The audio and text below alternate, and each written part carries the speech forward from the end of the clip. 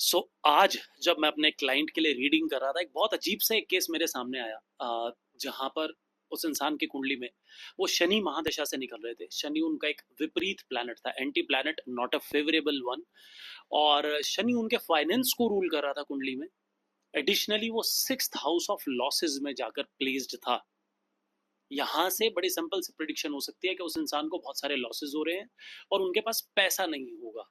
लेकिन सरप्राइजिंगली एक फैक्ट सामने आता है कि उनको इस पीरियड के अंदर पैसा बहुत मिल रहा है, उनके पास बहुत पैसा आ रहा है। तो अब एक सवाल बनता है कि ये पैसा आ कहाँ से रहा है। जैसे जैसे हमने सेशन को आगे बढ़ाया, आई गॉट टू नो कि वो अपनी जनरेशनल वेल्थ, यानी अपनी पुश्तैनी प्रॉपर्टी को, जब से शनि का पीरियड स्टार्ट हुआ है, आई थिंक 8-10 साल हुए थे उनको, तो पिछले 10 साल से वो अपनी प्रॉपर्टी को सेल आउट कर रहे हैं और उसी पैसे को अपनी लाइफ में यूटिलाइज कर रहे हैं। अब लोगों को देखकर लगता है कि उनके पास बहुत सारा पैसा आ रहा है।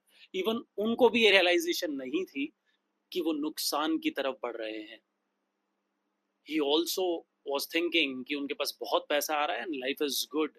लेकिन यहाँ से स्टार्ट होती है एस्ट्रोलॉजी की एक बहुत बड़ी मदद, क्योंकि ये शनि उनका फेवरेबल प्लैनेट नहीं है। इसीलिए आने वाला बुध, 17 साल की बुध की महादशा, मरकरी महादशा भी बहुत फेवरेबल नहीं होगी और उनकी एंटायर लाइफ एक रॉन्ग डायरेक्शन में बढ़ रही है।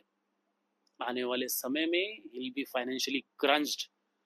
सो हमें एस्ट्रोलॉजी को एज अ टूल इस्तेमाल करना चाहिए हमारे लॉन्ग रन के फ्यूचर को चेक करने के लिए। एस्ट्रोलॉजी हमें एक बहुत अच्छी दिशा दिखा सकती है।